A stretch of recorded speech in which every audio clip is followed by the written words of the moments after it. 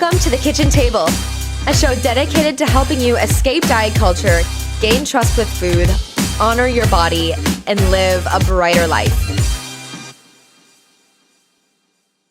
Hello, and welcome back to The Kitchen Table. I'm your host, Alicia Brown, a non-diet dietitian, and today you are in for a treat. We have Victor, who's an Ayurvedic doctor, the co-founder of the International Institute of Ayurveda. You might remember him. He's been on the podcast once before, Victor, or twice before? Once before. Just once before. That's right. But we'll have you on a bunch moving forward, I hope, because you are so well-versed in Ayurveda and the Vedic sciences. And it runs in tandem with conversations about intuitive eating and healing our relationships with food and body, which means, you are such a joy to have on the show for that reason. Victor, you're also a gifted pulse reader specializing in Ayurvedic diagnostic techniques and health counseling. And his in-depth, individualized approach to health offers clients and students a detailed and encompassing perspective on underlying causes of imbalance. That's what we're going to talk about today. Victor's approach to wellness emphasizes the role and importance of lifestyle and dietary balance. He offers support often needed to successfully address the root cause of illness and restore the body to total health. Victor, thanks again for coming on today. Thank you for hosting me again. Okay. Yes, my pleasure, my treat. I'm so excited to have you back here at the kitchen table. And, one reason I loved our prior conversation, and for everybody listening, I will link our prior episode to the show notes of this episode, wherever you're listening to it on Apple Podcasts or Spotify. Look in the show notes and listen back to our former episode. Excellent episode on the intuition and being able to access our intuition. But today, I even want to climb a step deeper. Oftentimes, I find in my work with clients, Victor, I say, it's not even about the food. We think it's about the food, and we make up stories about the food because of diet culture, the society we live in, and we see food as something that we can control to try to improve our health, improve our bodies, quote unquote, to be more acceptable in the culture that we live, to appear healthier, to appear like we really got it all in life. We can try to leverage food as a way to change ourselves for the better. Mm-hmm. But oftentimes, as I said in your intro, it's there's an underlying root cause for desiring all of that change and all of that control. There's a desire to leverage food to access deeper parts of who we are. Maybe we feel like there's something missing. So I want to talk to you about root causes to health today and how we can kind of address the root cause of some of our food stuff, the worries, anxieties, and frustrations that we have about food, way at the bottom, way at the core of some of the conflict that we feel about food as well. Yeah, that is a super important topic and more relevant than ever as we in our culture move further and further and further away from our natural food habits as just a, species that has existed for many thousands of years. We're living stranger than ever in the food realm. Just think about it. 1,000 years ago, there's no such thing as most of the stuff our diet's comprised of now. And we existed that way as just a biological entity for a long time. And we've only changed in the past, 50 years, really, maybe 100, we'll say 100 years. And that's a very short time to make such a giant change. And all the studies and stats show there's no mistaking it. We're sicker than ever. We may live a little bit longer because we're artificially kept alive by very powerful medicines. But that does not mean we feel any better, and it does not mean we're any less diseased. So there's something to consider in all that. But to your prompt, there's a hunger, to use that word appropriately in the context of food, right? There's a deeper hunger than what we actually eat. And if we don't satisfy that hunger, then we take it out on our diet, basically. And there are many layers to that. So we often ask, we see, I'm not healthy. I'm not eating right. We can know that. And then, you say, okay, well, what do I do? The first thing I want to do is fix my diet. Well, what does that even mean? There's one question, right? Because if you go online and type in diet, you're going to get 20 billion different things. And you're going to have people trying to sell you this and people trying to sell you that and on and on and on and on. and it's a big mess. So, but do you ever wonder why you end up choosing the diet you choose? Why did you land on the keto diet, or why did you land on the Atkins diet, or why did you go to Weight Watchers, or why did you pick Alicia, or why did you go to Victor? Mm-hmm. Right? Yeah. That's what I'm talking about, that layer, the why behind the choice that's made. And a lot of times we don't even really reflect on that. We just say, oh, because, I like Alicia, she's nice. Or, I like the image of the CrossFit champion on the keto diet. I want to look like that. Yeah. Right.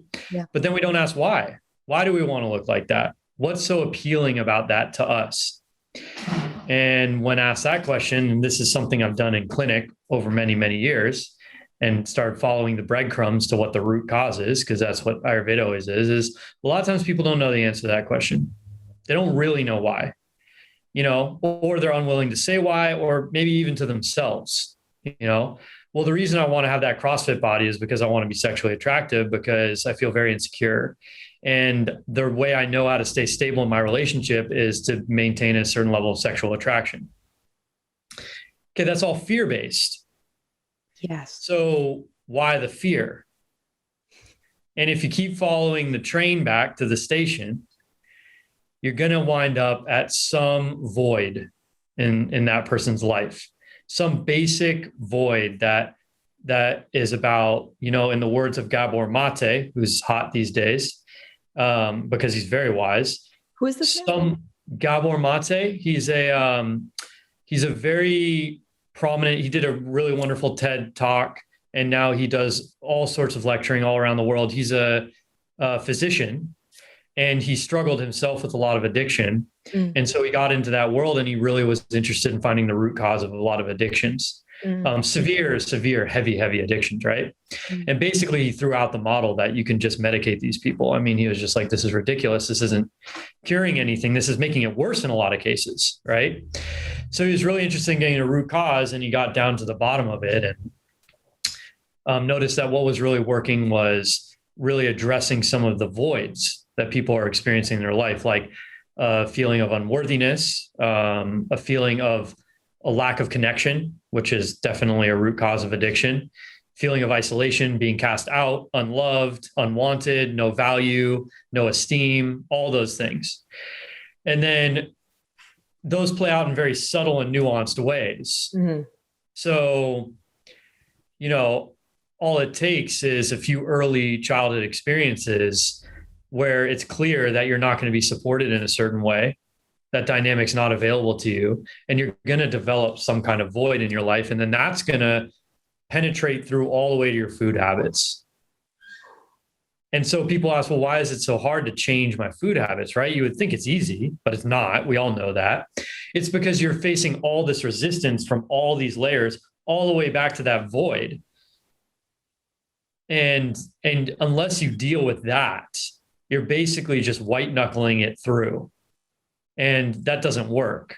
Eventually you're going to cave. And then you're going to feel bad about yourself, and the whole cycle starts all over again. So unless we start to address those kind of, we could say like soul qualities that need fulfillment, then we're kind of spinning our own wheels if we jump from diet to diet, thinking that that's going to fix our body.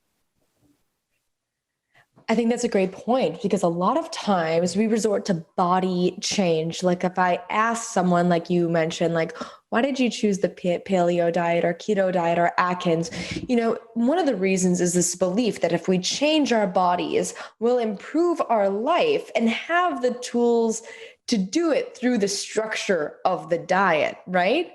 But then when we see that fail, it almost reaffirms all of the negative experiences from the deeper layers that you're actually alluding to as well, the deeper traumas that say, you know what, like, actually, I can't do this. I really am unworthy. My body really isn't attractive when we gain the weight back. And so that's why the dieting cycle and this obsession with weight loss. And that's what we're wanting on the surface. But when it's not achieved, which for 95% of people, when they try to white knuckle a diet, as you said, it's like when it's not achieved, it goes deeper than even just like, oh, that diet didn't work for me. It's reaffirming all of the negative experiences that we had that go down to that core void that you're mentioning. Do you feel like that's true in your experience? At least that's what happened for me and many of the clients that I work with too. Yeah, you said it beautifully. It reinforces the very lack that we experienced early on in our life or are currently experiencing in our life. And if you notice that, it sets up a little bit of a self-sabotage loop, right? You go into the next diet already feeling shaken and already unsure. And not only that, you got other insecurities piled on top of that, other life stresses piled on top of that. It becomes a nightmare. Sure. It becomes a whole ball of craziness, right? And not to mention, we use food as stress relief. So if you take away that, then it doubles down on your stress load. Yes. And everything just becomes unmanageable, intolerable, and life loses its luster. And then who wants to do that? For what? So that I can pacify a fear that I'm not going to be usually sexually attractive, maybe even to myself, right? I want to look in the mirror and feel good about me. But even I lose that. I look in the mirror, maybe I get a moment of saying, hey, I look better, right? But at what cost? And for how long? Because especially with men, right? If they're sitting in the chair across the desk from me, we talk and, let's say a guy who's all muscled up comes in and we talk and it's like, oh, it's great. I love it. I'm very disciplined and I stick to a diet. And it's like, oh, good.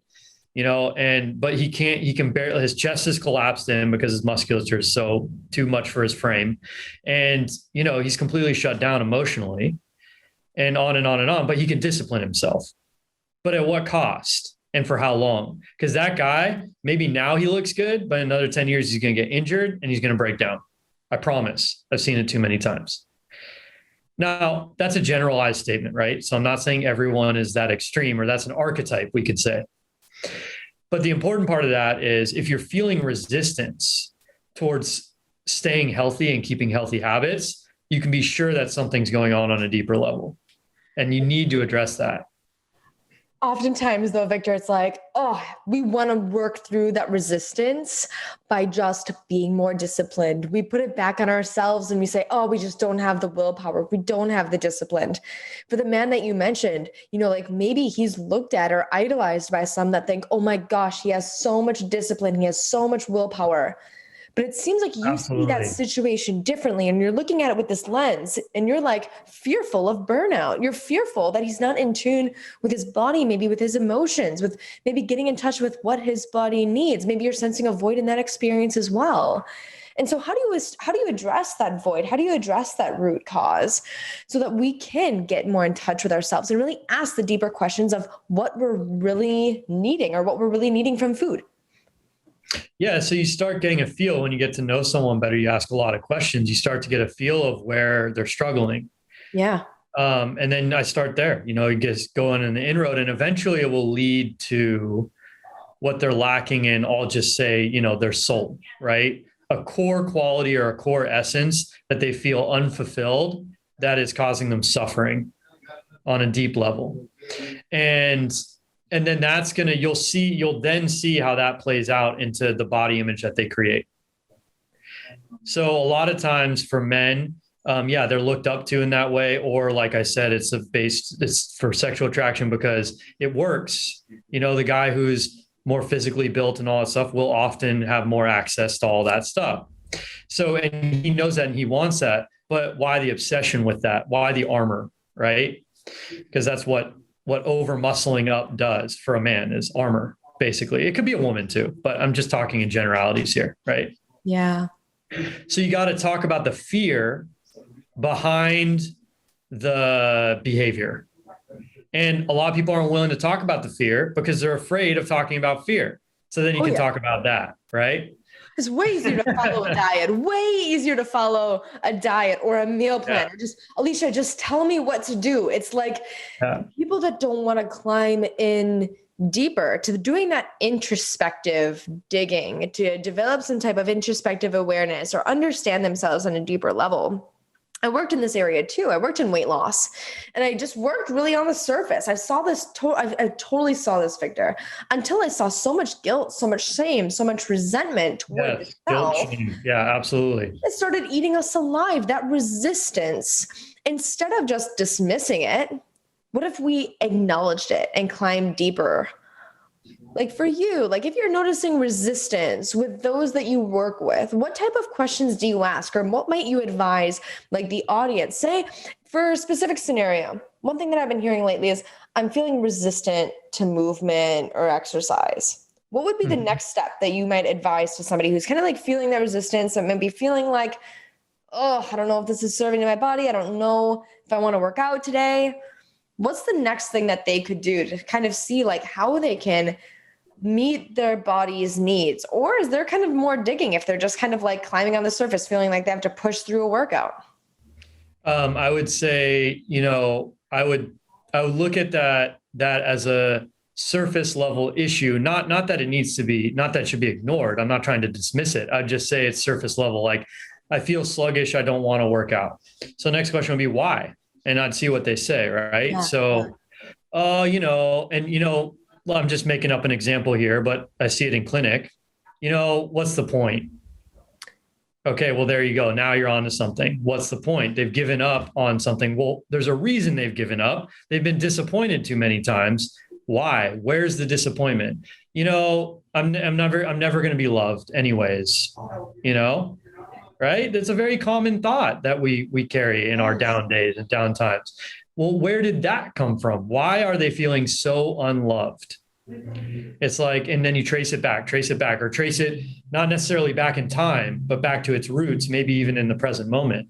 And then maybe back in time after you get to it in the present moment. And then are they even connected with that? Do they even know?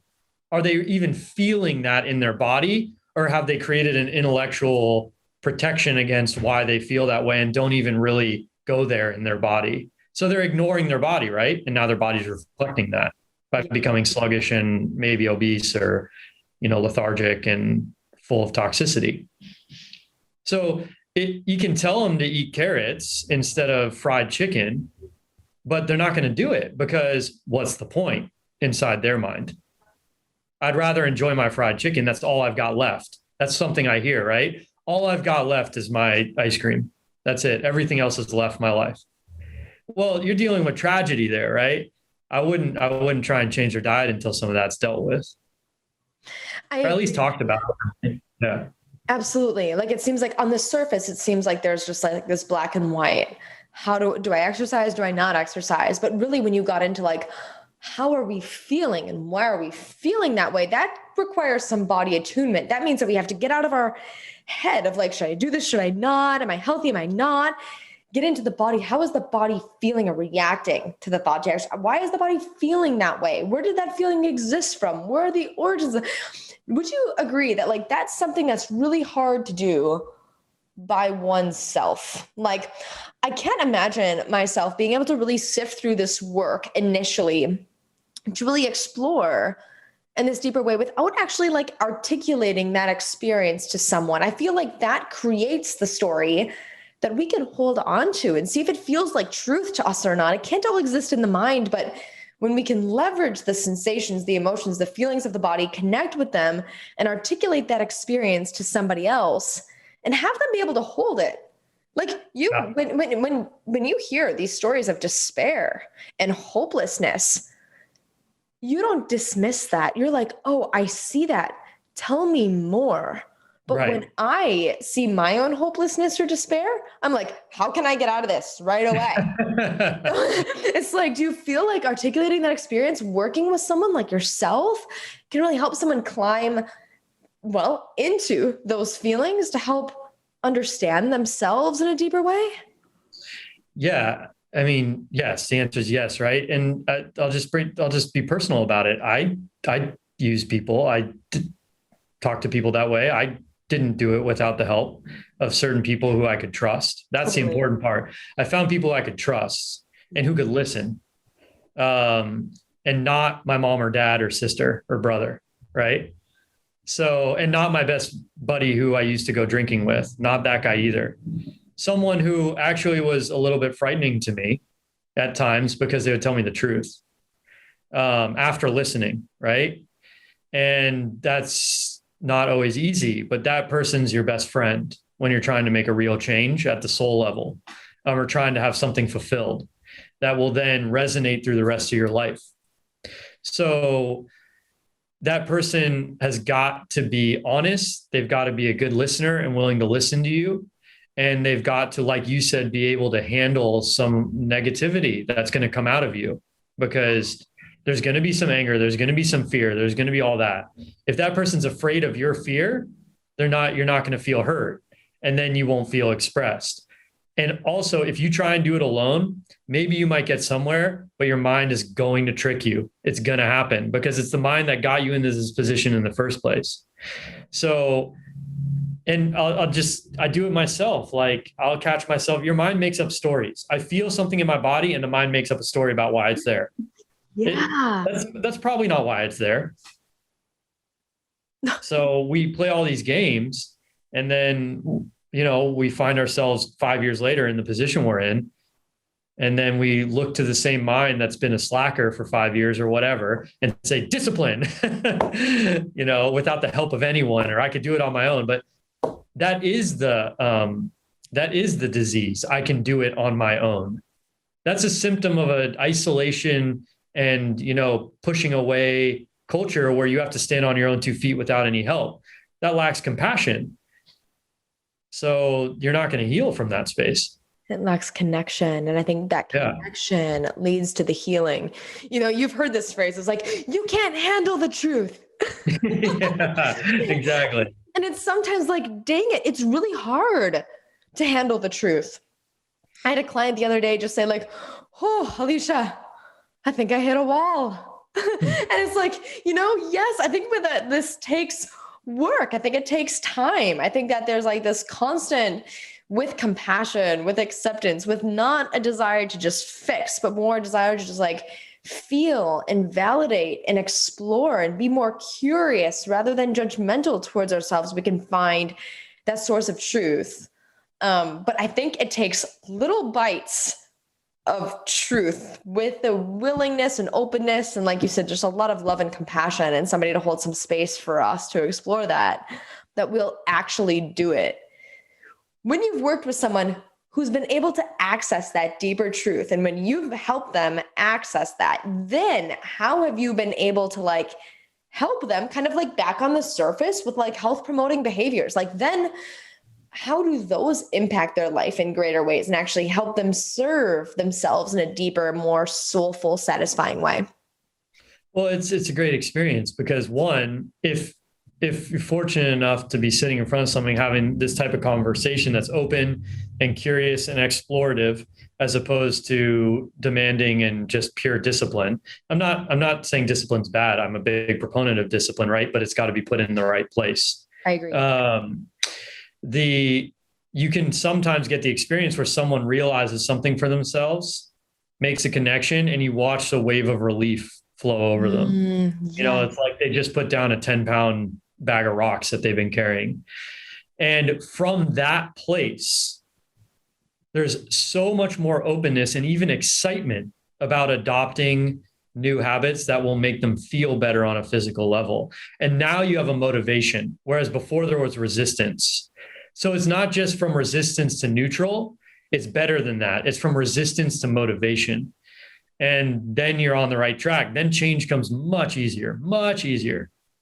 Well, it's almost like there's a shift from like unworthiness to worthiness. Right. Yeah, exactly. Now I want to feel healthy because there's something worth being healthy for. Yeah. I've asked my clients before, back when I was in the weight loss paradigm, I would ask them like, what's your desire to lose weight? Where did that come from? What will losing weight do for you? And it's kind of like that question that prompted this rabbit hole of what the void is. But it's like when we remove weight loss and actually get to focus on filling that void with our purpose, or filling that void with connecting ourselves with actually the true essence of who we are, weight loss becomes something so secondary to actually nurturing ourselves in a way that feels supportive for the rest of our life rather than being caught up in this yo-yo dieting cycle. Do you find the same in your work as you're healing people with Ayurvedic practices? Yeah, definitely. I mean, I tell people, if you want to lose weight, forget about weight loss. The more you hold on to the weight loss thing, yeah, sure, you may lose some weight. Again, I'm speaking in generalities. I'm not saying people haven't focused on weight loss and lost 100 pounds, or of course you have stories like that. But on the whole, the focus should not be weight loss. The focus should be, I want to feel good. And yes, I want to be attractive, and I want to be vital and vibrant and all those things, right? That's the focus, not I need to shed poundage. It's like, well, but what about the diabetes and the hypertension and the all that stuff? Oh yeah, whatever. I'm on medication for that. I just need to lose weight. I don't treat people like that. That's not the conversation we're going to have in the Ayurvedic clinic, right? It's like, okay, that's fine. I get why you came here, but we need to change focus. We need to change gears, because the obsession with weight loss is part of the disease. So the more you double down on that, the worse the disease gets. That is put so clearly and so well, that the obsession with weight loss, it is the disease. It perpetuates the disease. It's the origin of the disease that's infecting our mental, physical, and emotional health. On the contrary, since we know that now, and since when you started stating at the top of the episode, you mentioned like we're just discovering this. We're only like 100 years into the weight loss obsession, but now we know this, what can we do with it? Well, when we remove that weight loss obsession, wow, can we nurture ourselves in a deeper way? Can we look inwards to really know ourselves better so we can feed ourselves better, so we can move ourselves better? Wow. What are some of the ways, Victor, that you've seen somebody be really successful with health promoting behaviors as a result of feeling that void? Like with that motivation, then what comes next? Like now, how can they make this routine? How can they make this their life? Yeah, so it has a positive snowball effect. So we all know the negative snowball effect, right? One thing goes wrong, and then that makes another thing go wrong, and before you know it, 20 things gone wrong. Yeah. But you can have that effect in the opposite direction. So, I'll just use an example from the clinic. I had a client who was in an abusive household, right? So she was living with two of her brothers. One of them was abusive and an alcoholic, and actually physically abusive. So I didn't know this. She didn't talk about this in our consultation, but by asking questions, one of the things I had her do was, when she liked to cook, and I said, well, when you cook, I want you to sing and dance. Right? Yeah, great, right? To make it a more joyful experience. And it's good for your vagus nerve, it's good for your autonomic nervous system, all that stuff, right? It's a little trick. It's a hack, if you even want to say it that way. Yeah. So silence on the other side of this was actually a phone consultation, right? Silence. Okay. Said, are you okay? I can't. Can't what? I can't sing and dance in the kitchen. Well, why? Because if I do, I'll get abused. Okay, so forget weight loss. She needs to get out of that house. So that became our protocol. And there were all sorts of fears we had to deal with, all sorts of self-worth issues we had to deal with, all sorts of, I don't have the money. There's no way I can do it. It will never happen. There's no apartments available, on and on. If I feel guilty for leaving my brother, my mom doesn't want me to leave my brother. He's in pain too. What's he going to do? On and on and on. All of it, right? The whole Pandora's box opened up. But she did it, worked through it all. She worked through it all, to her credit, which is massively courageous, right? And worked through it all and found this wonderful, within about 4 months, found a wonderful apartment. And so, okay, now without any focus on weight loss, we changed her diet a little bit and we took out just the very worst thing she was eating. Okay. But didn't make all these massive, micromanage her food and all that stuff. No calorie counting, nothing like that. Right. Within that 4-month period, she had lost 35 pounds just by dealing with those fears alone and not being in a constant state of threat and stress. That's it. I mean, that's a perfect example. And maybe not all of our lives are that extreme, but the extremity of that, it's not really an extreme example. That stuff happens all the time. It's commonplace, more common than it should be. But even if your life isn't that extreme, you could take a lesson from that experience, because we all have our version of that, even if it's not that clear and in our face.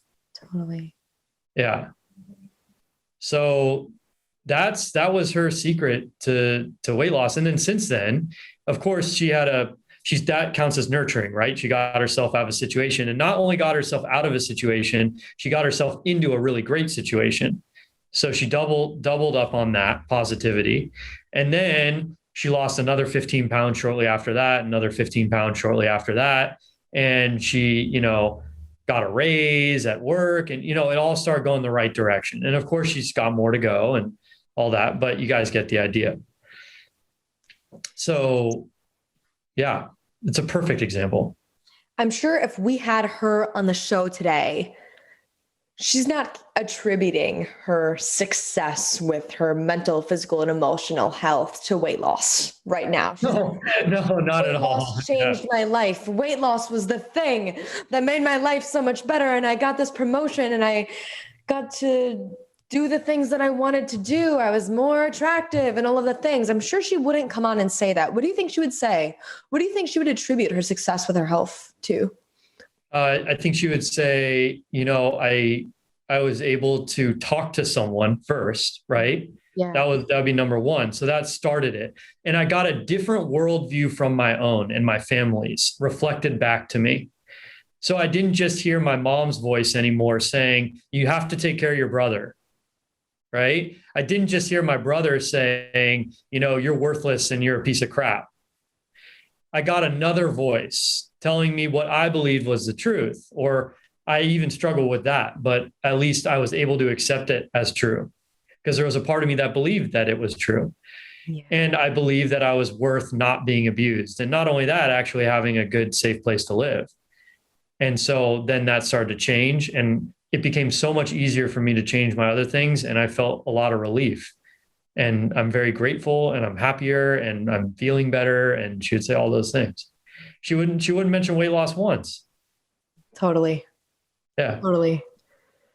That's such the beauty of your work, and a testament to you as a practitioner to really be able to see experiences like this. And I've had similar experiences in my own in the work of intuitive eating, because I'm not afraid to hold space for these big conversations. I'm not afraid to hold a lot of shame and a lot of guilt and a lot of really hard stuff, because whenever there is contraction, there is room for expansion on the path of integration and finding ourselves and discovering ourselves. You know what else you did for that client that I want to reflect back to you really quick, Victor? You held space for her potential to know that Absolutely. she can. You held the vision for her to live a better life for herself and to be healthier in more ways than through weight loss, but to really see her live life differently and more in alignment with who she really was and what she really more deeply wanted. And I think that is really critical to total health and healing. Yeah. And that's why I think when we're stuck, and we all get stuck, at those times, we can't rely on our own mind alone to get us out, because we're stuck. And it can really help when someone else steps in and says, okay, I know that you got this myopic vision on how things have to be, but please, let's widen the scope a little bit, because, and let's face it, there were reasons and motivations she had for staying as narrow as she was. It's protective. Yeah. And she had and there was a part of her that wanted that. Totally. And so, but when she was able to broaden her vision beyond that small part of herself, now possibility opens up, you get different desires with different possibilities, and those will carry you away. And she decided she didn't want to tolerate things that she was tolerating. Absolutely. She wanted to break free from things that she didn't even know she was in bondage in. Exactly. Perspective. And so, yeah, it takes another person to give us that perspective often. And I think that's especially true when we're stuck in like an addictive pattern, like many of us are with food. Feeling like it's the only thing there for us, or the only thing that can satisfy us, or the only thing that we can use to cope. Absolutely. We use the food to fill that kind of void, and also to fill our void for control. You're right. There are so many layers intertwined with the food experience here. But how funny it is, and how real and truthful it is to say that oftentimes it's not about the food, and there's something deeper to address underneath our food stuff and our body stuff, the worries, insecurities, fears that we have that drive a lot of our behaviors today. I encourage everybody listening, and instead of feeling so driven out of fear in making food decisions or thinking about your body, how can we address this fear? How can you work with somebody to maybe help you address the fears that you have? Fears about weight gain, fears about poor health, fears about the effects that your lifestyle right now has on your body. Can we address these fears so that we can allow ourselves room to grow and expand and nurture ourselves, not from a place of fear, but from a place of love instead? Victor, if anybody here wants to work with you, they want to learn more from you, they want to really get in touch with you because they find that your approach right now is truly compassionate, and that you see them as a full, total human being, and that they have all of these parts and all of these layers. And sometimes we feel like, there's only this one sliver of us that people can see, and we only want them to see our best versions of ourselves. But they learned today on the show that you can see the whole complex nature of a person with a compassionate lens that wants the best for them. And so can you share with them how they can find you, how they can potentially work with you? And please tell us about the school starting in January as well. Sure. So the easiest way to get a hold of me is through the website, which is iiayurveda.com. And there's an email there, reception@iiayurveda.com. And I'm easy to get a hold of. And we're launching our Ayurvedic school, and it's already launched technically, but our next round of programs is coming up in January 2022. So we have a professional Ayurvedic training program where we certify Ayurvedic practitioners. And we also teach a course called Ayurveda and the Vagus Nerve, which is a very cool course. And of course, you can get more information on the website. And please reach out. And I like to offer a freebie, if that's okay, Alicia. Yeah, of course. Yeah. So you can reach me for just a 15-minute, we call it a Prakruti reading. That's a way we read your Ayurvedic constitution. So the core constitution of your body that you're meant to be in balance with, that's a Prakruti. 15 minutes, I can tell, and just give you some basic feedback on kind of where the realm of balance might be for you. And just schedule that by sending me an email at the reception@iiayurveda.com email address. Wonderful. Thank you for all of your sharing today. Please, if you're interested in learning more about Ayurveda, or you're interested in having a Prakruti reading done by Victor and connecting with him, you will not regret it. He's so personable. As you know, he's so fun and more so wise and intelligent. And so thank you, Victor, so much for being on the show with me today. And for everybody else listening, let me know your feedback on this episode. I would love to know where this deep message landed with you today. You can find me at AliciaBrown_AB on Instagram. And yes, have a wonderful, wonderful day. Enjoy it. We'll see you back after the weekend for Monday's episode. Take care. Thanks again, Victor. Thank you. Talk to you soon. Talk soon.